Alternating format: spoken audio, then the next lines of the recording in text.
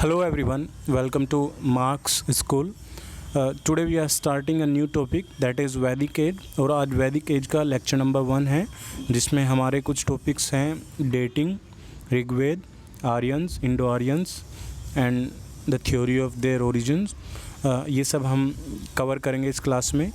जिस तरीके से हमने पिछली क्लास में भी या पिछले टॉपिक के दौरान छोटे छोटे लेक्चर्स में इंडस वैली सिविलाइजेशन को कवर किया है, वैसे ही हम अराउंड लगभग 20 मिनट के आसपास लेक्चर लेंगे और वैदिक एज को कवर करेंगे। आइए शुरू करते हैं आज की क्लास।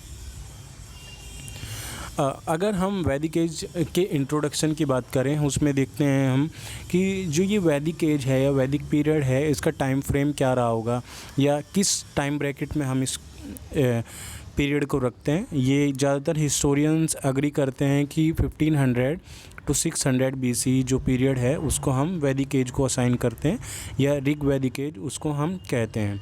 अब फर्दर हम उस पीरियड को, वैदिक पीरियड को डिवाइड करते हैं 2 हिस्सों में, जो कि कहते हैं अर्ली वैदिक पीरियड एंड लेटर वैदिक पीरियड।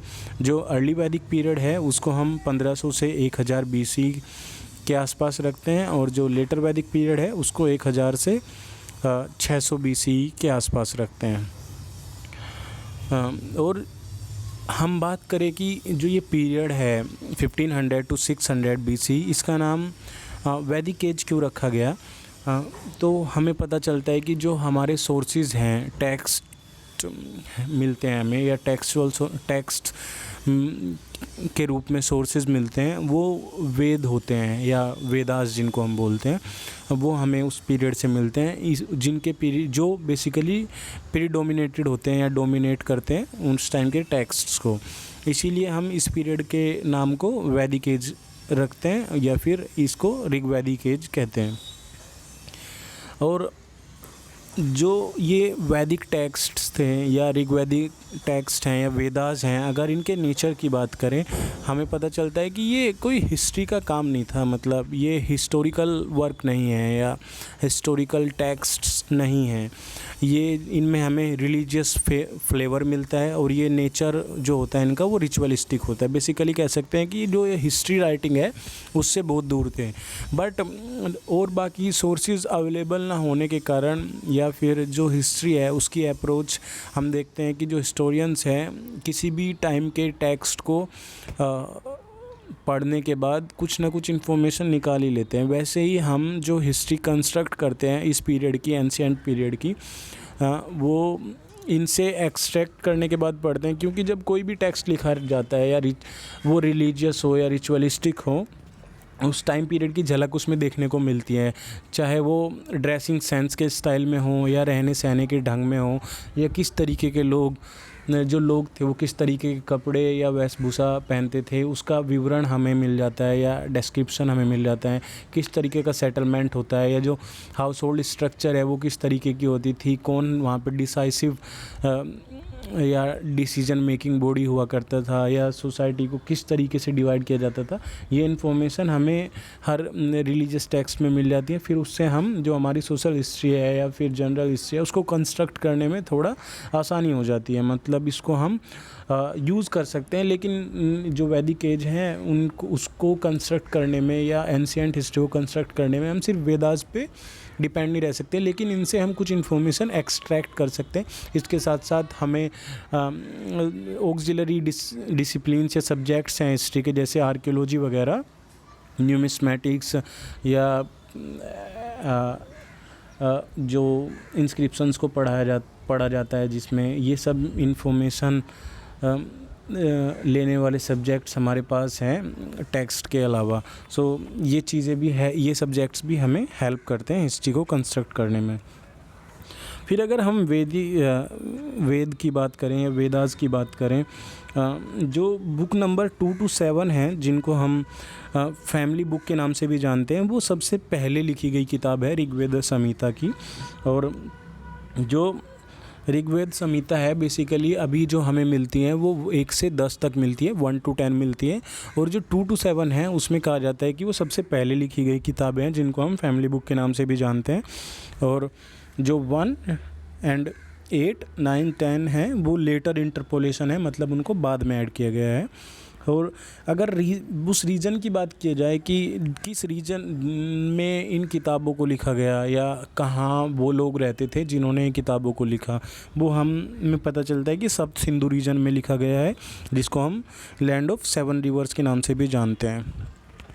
और अगर इन टेक्स्ट के प्रिजर्वेशन की बात करें या ट्रांसमिशन की बात करें, किस तरीके से इनको प्रिजर्व किया गया या किन लोगों ने इनको प्रिजर्व किया और ट्रांसमिट किया from one generation to another generation time to time, ये पता चलता है कि it was done by a section of Brahmins के एक सेक्शन ने इसको प्रिजर्व और ट्रांसमिट किया। और प्रिजर्व कई बार होता है कि हम ओरली कोई स्टोरी याद रखते हैं, फॉर एग्जांपल फ्रॉम द जो पार्टीशन का टाइम है, हमारी जो एल्डर जनरेशन है या हमसे पहली जनरेशन है, उनके बहुत सारी स्टोरीज़ ओरली याद है या ओरली उनको मिली हुई है उनके पेरेंट्स से जिन्होंने पार्टीशन को देखा होगा, या जो हमारे ग्रैंडफादर वाली जनरेशन है, ग्रैंडफादर ग्रैंडमदर वाली जनरेशन है, उनके पास बहुत सारी फ़र्स्ट हैंड इन्फॉर्मेशन है जो उन्होंने अपने यंगर जनरेशन को ट्रांसमिट की और फिर उन्होंने हमें ट्रांसमिट की। तो हमें ओरल इन्फॉर्मेशन भी बहुत सारी मिलती है पार्टीशन के बारे में। वैसे ही जो है ऋग्वैदिक एज जो है या वेदास जो हैं वो ओरली ट्रांसमिटेड होते थे, लेकिन एक टाइम के बाद उनको लिखा जाने लगा और फिर बाद में जैसे 8, 9, 10 वाली किताबें जो है जो बाद में ऐड की गई ऋग्वेद संहिता में, उनमें भी लिखा गया। और ये जो मतलब ओरली ट्रांसमिटेड होते हुए आ रहे थे उनको टेक्स्ट के रूप में हमें देखने को मिला, और जिनमें सबसे पहले फैमिली बुक मिलती है जो कि नंबर 2 to 7 है। फिर अगर हम डेट्स की बात करें, जो वेद हैं या ऋग्वेद हैं वो उनकी डेटिंग की जब बात करते हैं तो उसमें अलग अलग स्कॉलर्स के अलग अलग ओपिनियन होते हैं, उसमें बहुत सारी डिबेट्स हैं, बट हम मेनली देखते हैं कि जो रिनाउंड स्कॉलर्स हैं या जो मेन स्कॉलर्स हैं उनके क्या ओपिनियन है। जैसे कि मैक्स म्यूलर है, मैक्स म्यूलर एक जर्मन इंडोलॉजिस्ट थे, उन्होंने फैमिली बुक की क्रोनोलॉजी हमें बताई और उन्होंने जो वैदिक एज की या ऋग्वेदा का टाइम पीरियड दिया कि वो कब लिखे गए, वो कहते हैं कि ये लगभग या circa 1200 to 600 BC के दौरान लिखे गए। और अनदर स्कॉलर विंटरनित्ज जो हैं वो कंक्लूड करते हैं कि नहीं, ऐसा नहीं है, ये 1200 से लगभग 1200 से पहले लिखे गए हैं। और ये तो उन्होंने बता दिया कि या ओपिनियन दे दिया अपना, कंक्लूड कर दिया कि ये 1200 BC से पहले लिखे गए हैं, बट कोई डेट सजेस्ट नहीं की या बताया नहीं कि ये एग्जैक्ट डेट कब लिखे गए। लुडविग कहते हैं कि ये 11th century BC में लिखे गए हैं। जैकोबी अनदर स्कॉलर हैं, वो कहते हैं कि जो ऋग्वेद हैं ये बिलोंग करते हैं या लिखे गए हैं 3000 BC के आसपास, या कह सकते हैं 3rd millennium BC। Then there is another scholar Subhash Kak, वो कहते हैं कि जो ऋग्वेद हैं वो 4000 से 2000 BC के बीच में लिखे गए हैं, मतलब ये काफ़ी पीछे चले जाते हैं। इंडस वैली सिविलाइजेशन का टाइम है उसके आसपास ये कहते हैं कि उसी दौरान अर्ली इंडस वैली सिविलाइजेशन से लेके मैच्योर हड़प्पन फेज जो है वहाँ तक ये लिखे गए हैं, that is 4000 to 2000 BC। Then we have mentioned a note here, वो कहते हैं कि नोट में क्या लिखा है, ये नोट क्या कहता है, there are close similarities between the language and culture reflected in the Rigveda and an ancient Iranian text called Avesta. जैसा हमारे इंडियन सब कॉन्टिनेंट की बात करें, हमारा इंडियन सब कॉन्टिनेंट में जो ऋग्वेद हैं वो एक एंशिएंट टेक्स्ट है जो कि संस्कृत में लिखे गए हैं। संस्कृत में भी 2 तरह की संस्कृत हमें मिलती है, एक आर्केइक संस्कृत या proto Sanskrit, and then later period में हमें क्लासिकल संस्कृत मिलती है। तो वैसे ही ईरान में भी, ईरान की बात करें, ईरान में एंशिएंट पीरियड में एक टेक्स्ट मिलता है या उस पीरियड से एक टेक्स्ट मिलता है अवेस्ता, जिसको हम ज़ैंड अवेस्ता के नाम से भी जानते हैं। जब इन दोनों की कंपैरेटिव स्टडी करते हैं, जो लिंग्विस्ट्स हैं, जो लैंग्वेज की पढ़ाई करने वाले हैं, कि लैंग्वेज का ओरिजिन कहाँ से हुआ, लैंग्वेज में कैसे कैसे न्यू वर्ड्स या नए शब्द आते गए, और लैंग्वेज से कैसे सोसाइटी को समझा जाता है।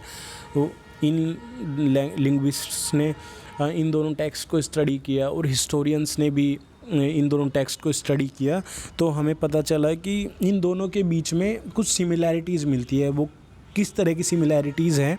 वो कल्चरल सिमिलैरिटीज़ हैं और कुछ लैंग्वेज में सिमिलैरिटीज़ मिलती हैं। अब इसको हम इस तरीके से देख सकते हैं, जो जैसे हम पढ़ेंगे आर्यंस जो हैं कहते हैं कि अलग अलग रीजन से आए हैं। उसमें डिबेट है कि आर्यन बाहर से आए या यहीं से ओरिजिनेटेड हुए या ओरिजिनेट हुए, उसमें अलग अलग डिबेट हमें देखने को मिलता है। तो हम यहाँ कह सकते हैं कि जो इंडो आर्यन या इंडो यूरोपियन वर्ड या टर्म यूज़ किया जाता है, वो कहा जाता है कि ये एक लैंग्वेज का समूह है। उस समूह को ये बोला जाता है, लैंग्वेज के समूह को, या उस लैंग्वेज को, जो लैंग्वेज का समूह है उन लैंग्वेजेस को बोलने वाले लोगों को इंडो आर्यंस कहा जाता है। वैसे ही हम ये ओपिनियन यहाँ से या ये कंक्लूड कर सकते हैं कि ईरानियन जो लैंग्वेज है और जो आर्केक संस्कृत लैंग्वेज है या शुरुआती दौर की जो संस्कृत है, वो एक जगह से ओरिजिनेट हुई थी, इसीलिए हमें लैंग्वेज में सिमिलैरिटीज़ मिलती है। और या ये भी कह सकते हैं कि कुछ लोग एक जगह से माइग्रेट हुए हो या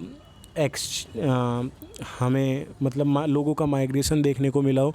जब वो लैंग्वेज लेकर एक जगह से दूसरी जगह अपनी लैंग्वेज के साथ जाएंगे तो वो कल्चर भी लेकर जाएंगे, या लोग मतलब माइग्रेट हुए हो एक जगह से दूसरी जगह या आपस में एक दूसरे के टच में आए हो, इसलिए हमें कल्चरल सिमिलैरिटीज़ भी मिलती हैं। खैर, इसमें अलग अलग ओपिनियन हैं लोगों के, उसमें ज़्यादा हम डीपली जाएंगे नहीं। बट ये याद रखना है कि जो ये अवेस्टा टेक्स्ट है, अवेस्ता जिसको कहते हैं, जैंड अवेस्ता, ये एक ईरानियन टेक्स्ट है। इस पर हमें कई क्वेश्चंस देखने को मिलते हैं। दूसरी बात ये कि किस रिलीजन से इसको जोड़ करके देखा जाता है, तो ये ज़ोरास्ट्रियन रिलीजन से इसको जोड़ करके देखा जाता है। ये इम्पोर्टेंट पॉइंट है नोट करने के लिए। फिर हम आर्यंस की बात करते हैं। जो ऋग्वेद को कंपोज करने वाले हैं वो कहते हैं, वो अपने आप को आर्यंस कहते हैं।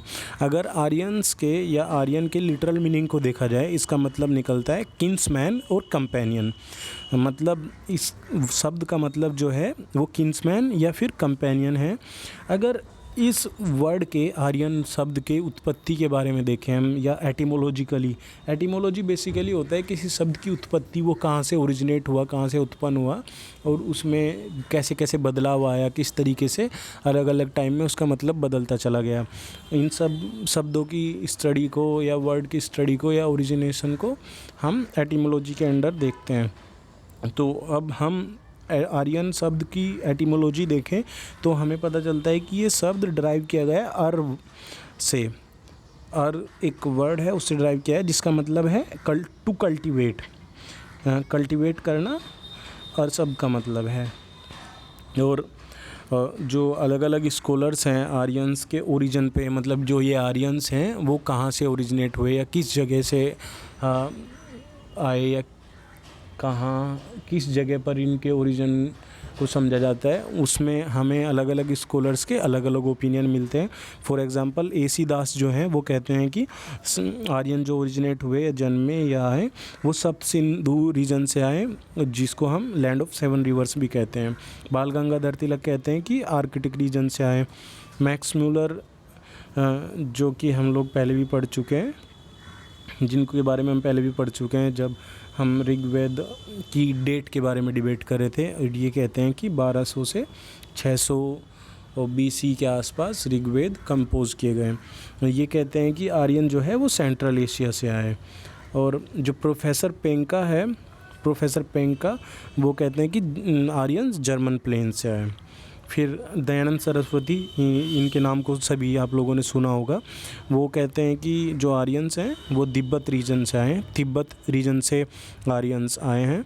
और एक स्कॉलर हैं रोड्स, वो कहते हैं कि बैक्टीरिया रीजन से आए हैं। और फिर विलियम जोन्स जो हैं वो कहते हैं कि आर्यन यूरोप से आए हैं। Then there is another scholar P. Giles, वो कहते हैं कि आर्यन हंगरी से आए हैं।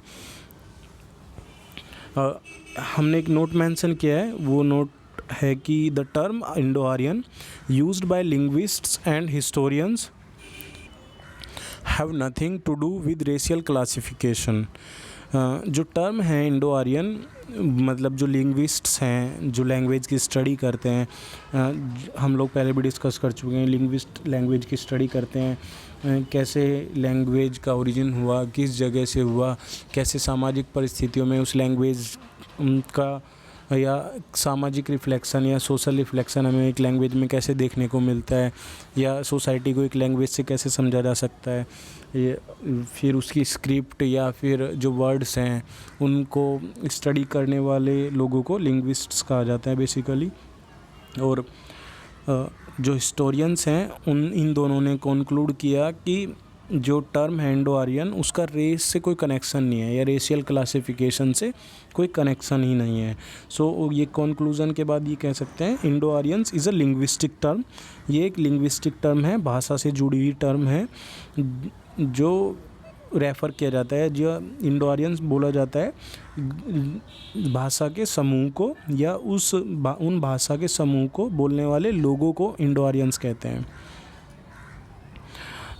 सो आज की क्लास में हम इतना ही करेंगे। वैसे ये क्लास ख़त्म करने से पहले जैसे हम देखते हैं कि जो हिस्टोरियंस हैं या स्कॉलर्स हैं, इंडो आर्यंस या आर्यंस पर इतना डिबेट हमें देखने को क्यों मिल रहा है, उनके ओपिनियन में, मतलब वो इतना एम्फेसिस क्यों कर रहे हैं आर्यंस पे। जब सेकेंड वर्ल्ड वॉर में हम देखते हैं कि हिटलर जब रूल करे थे जर्मनी में, तो हिटलर को हराने के लिए बहुत सारी फोर्सेस इकट्ठा हुई थी, और हिटलर एमर्ज जो हुए थे वो उन्होंने एमर्ज होने के बाद नाजी जर्मनी बनाना शुरू कर दिया, और जो उनका बेसिकली डोमिनेट होने का या अपने आप को सुपीरियर कहने का कंसेप्ट था, वो रेस के आधार पर था, और वो अपने आप को आर्यन कहते थे। और अगर हिस्ट्री में देखा जाए या फैक्चुअली देखा जाए या साइंटिफिक तरीके से देखा जाए, जो आर्यन हैं वो ऐसा हमें कोई एविडेंस नहीं मिलता कि वो सुपीरियर है या सबसे बेटर है या कोई रेस से इसका कनेक्शन है। बस ये एक मिथ है, मतलब एक मिथ है बनाया हुआ, ऐसे कोई सच्चाई है नहीं। इसीलिए हिस्टोरियंस और लिंग्विस्ट्स इसको स्टडी करने के बाद क्लैरिफाई कर रहे हैं कि जो इंडो आर्यन टर्म है उसका रेशियल क्लासिफिकेशन के साथ कोई संबंध नहीं है। ये एक लिंग्विस्टिक टर्म है जो कि ये कुछ भाषा का जो समूह है उसके लिए भी हम इसको इस्तेमाल करते हैं, या यूज़ करते हैं, या प्रयोग करते हैं, और जो उस भाषा को बोलने वाले लोग हैं उनके लिए भी यूज़ करते हैं। हम नेक्स्ट क्लास में मिलते हैं। नेक्स्ट क्लास में इनसे जो नेक्स्ट टॉपिक हैं वो डिस्कस करेंगे, और प्रीवियस क्लासेस की तरह हम इसमें भी छोटी छोटी क्लासेस के साथ अराउंड 20 मिनट के आसपास सारी क्लासेस लेंगे, ताकि जो कई बार लेंदी हो जाती है क्लास, तो बर्डन स्टूडेंट्स पर बर्डन होने लगता है। इसलिए हम जो क्लास का टाइम पीरियड है वो 25 से 20 मैक्सिमम 25 मिनट और 20 के आसपास ही हम इसको रखेंगे, ताकि डेली मंडे टू फ्राइडे हम क्लास अपलोड किया करेंगे या लेक्चर अपलोड किया करेंगे, और उसको ताकि आप लोग साथ के साथ रिवाइज कर सकें और मेमोराइज कर सकें। दूसरा ये है कि जो स्लाइड्स हैं उनको आप स्क्रीनशॉट लेकर के अपने नोट्स में मेंशन कर सकते हैं, या फिर जब लेक्चर के दौरान नोट मेकिंग कर सकते हैं, क्योंकि एग्ज़ाम के टाइम खुद से बनाए हुए नोट्स ही सबसे ज़्यादा याद आते हैं और उनसे रिवीज़न करना भी बहुत आसान होता है। हम मिलते हैं नेक्स्ट क्लास में। Thank you.